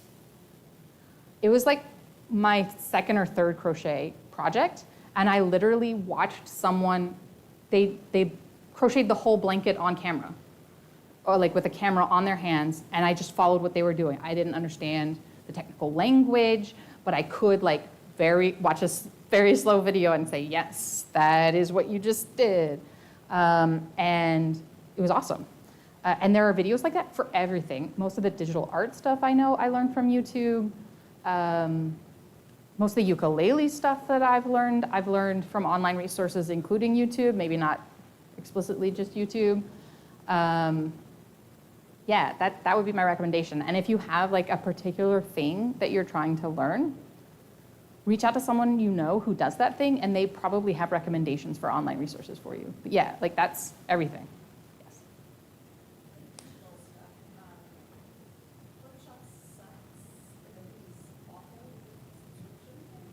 Correct.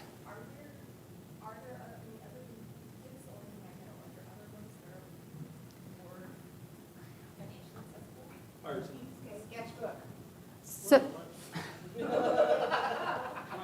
yes, there are. So I started on Photoshop in the before times, in the long ago. I don't use Photoshop anymore at all. I use Procreate, which is an app. It's like a $10 app, but you have to have an iPad, which is not $10. But you can usually find like a used iPad, and you need an Apple Pencil. But that's what I use because, one, it's like doing sketches. You can take it with you really easily. Before that, I had to do like a Wacom tablet, which is like it is like a postcard size thing that you draw on, and it doesn't work great. And then I got a big screen when I started making money. But the iPad is actually much more accessible and usable. But yeah, I wouldn't recommend Photoshop for anyone unless they're doing photo editing. And even if you're doing photo editing, unless you're really, really good at it, Lightroom probably is going to cover you, or yeah, like there's just. Photoshop is not a photography program. It's a pixel editing program. It's basically made for drawing, made for what you do, but you're right, Adobe sucks. So. Correct. Debbie. Well, the short question is, what do you think of when it is that people feel comfortable describing themselves as artists? I have been drawing since I was 14. Like, I have been publishing artwork since I was 14. And honestly, I'm still uncomfortable calling myself an artist. I literally get paid, right? Like, people have commissioned stuff for me. People have bought my coloring book. I created a crochet pattern for people. Like that's all like all the capitalist definitions that you can find, right? Like all of that reassuring, like yes. At some point, I had just made so much art that it seemed silly to no longer call myself an artist, right? Like at the point that your online portfolio is like hundreds of pieces, maybe given and say, I guess like in addition to being a communicator and a writer and a ukulele player, I am also, I guess, an artist or whatever. Which is I don't think anyone, I think anyone who's like super confident in that label either is making a lot of money at it or is wrongly really confident in that label. I think that like it's so difficult to be super confident in calling yourself that, especially if you have a day job. I was about to say a real job. That's not, no. A day job. If you have a day job, it's super hard to be an artist because that is not how you're making your living. But guess what? Almost nobody makes a living making art. Almost.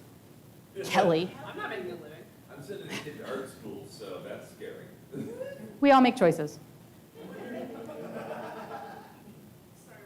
thoughts on art school versus self-taught? I think that art school is useful for people who want to learn technical skills. I think that self-taught is also fine. I am self-taught on most of these things. I did take art classes in college, and I guess I do have an MFA or whatever in film, which is, I guess, an art, yeah. whatever. So yes, I went to art school, so there you go. And I learned a ton, and I hated it, and it was awful. And I would recommend it for anybody who wants to learn a lot about something that they feel like they could learn a lot about. I think it's really helpful for connections and to learn what other people don't know. And like, the reasons to go to art school aren't just to learn art. Yeah. I'm actually going to add to that I was an art major for a semester, and I had things I wanted to do other than spend 18 hours a week in the studio. Yeah. It also depends on the art, right? Like art that's really collaborative super benefits from a school process. So filmmaking, really great to go to school for because you have to make films with other people. Music, you make music with other people. Writing, getting feedback from a lot of other people, super, super helpful in your development as a writer. You can do that by doing blogs, which is what I did. Or you can do it by going to like a real school that teaches you real things. Whichever, it's fine. There's less Nazis in art school, not none though. Fewer death threats, probably.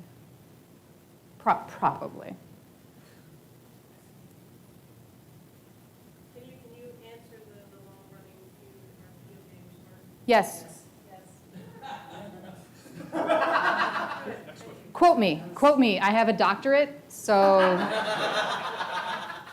Dr. Miller says video games are art, so fuck you, Roger Ebert.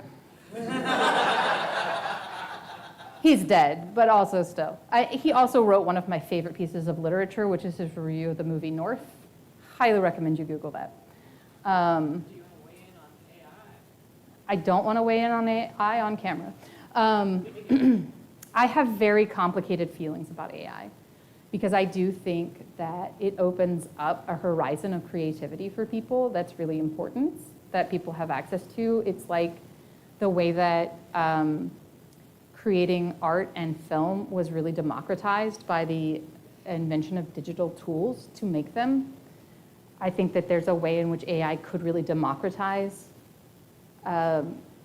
creation of visual arts and creation of written arts, right? Like I am a writer for a living, and boy, is that gonna look different in 10 years.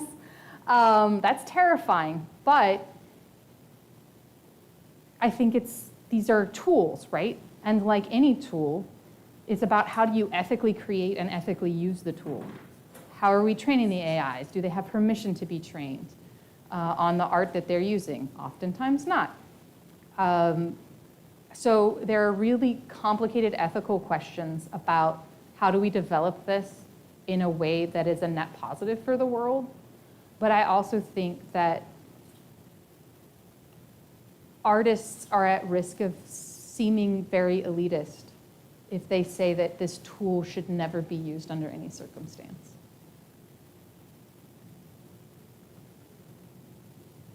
Kind of along those lines, but different.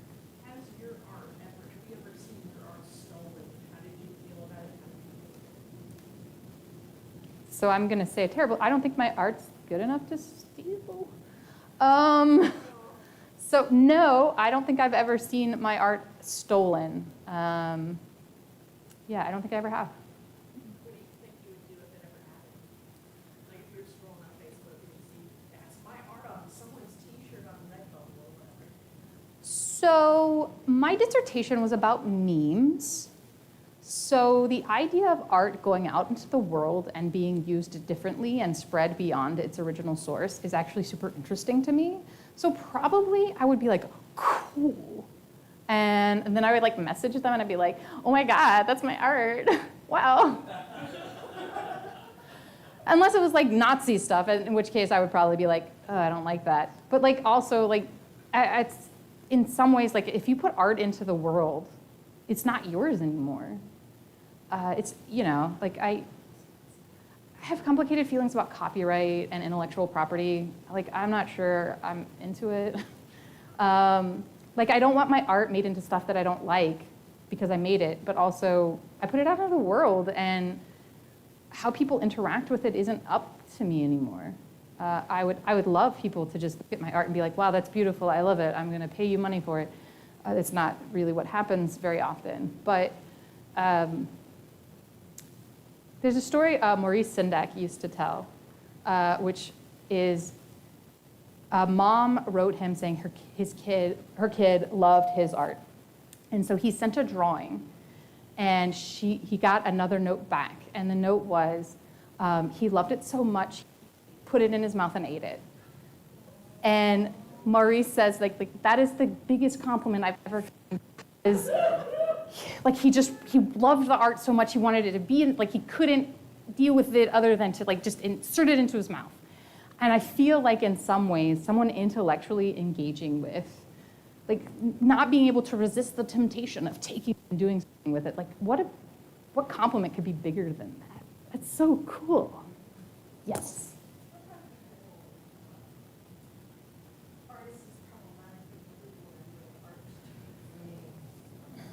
I adore Harry Potter. I write Harry Potter fanfic.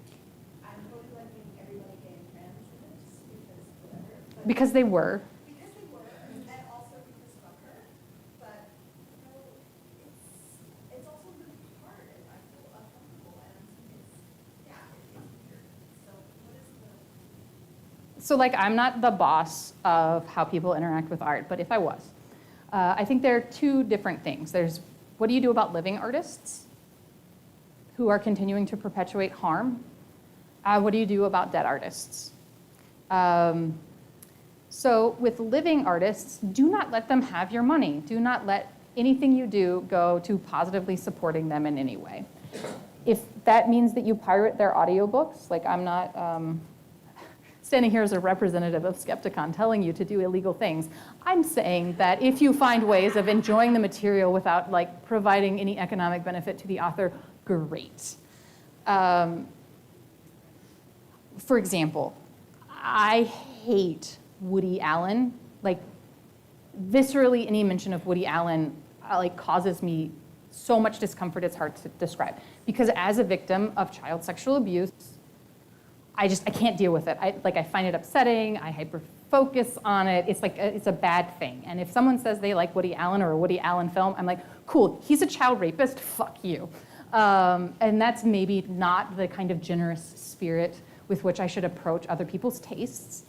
But also, he is a child rapist, and he married his own child, and that's so fucking gross.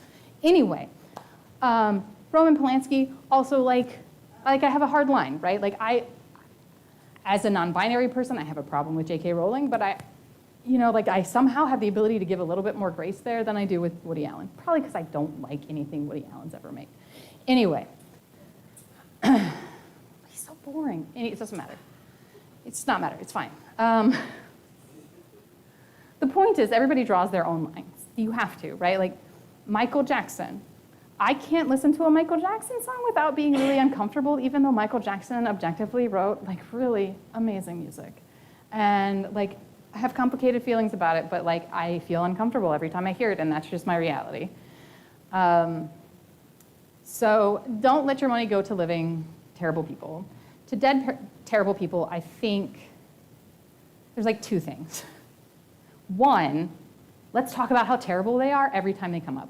Like, let's never look at a Picasso painting without saying, oh, by the way, Picasso, shitty human being, let's get into it. But two, like a reason that a lot of our faves are problematic is because we're only exposed to problematic people, right? We're exposed to powerful white dudes who like were in positions of power, who wanted fame. And that kind of thing attracts a certain kind of people, right? Like, if there's nothing else you've learned from the atheist movement, it should be that the kind of people who are drawn to positions of power, who are also white dudes, like, might turn out to be kind of shitty human beings. And everyone's problematic. sure, yes.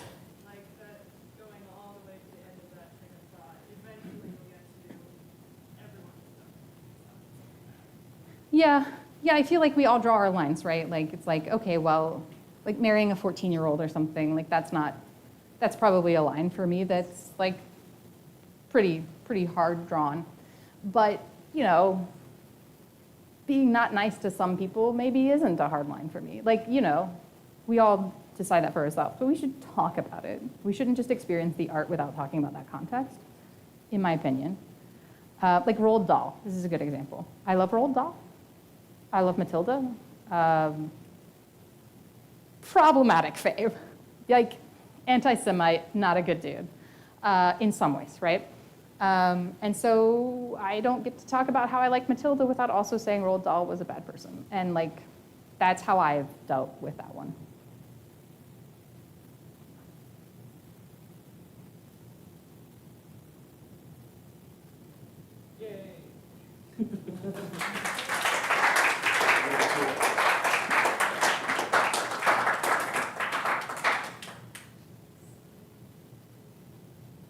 That's it. That's the talk. You can watch me draw now. Okay.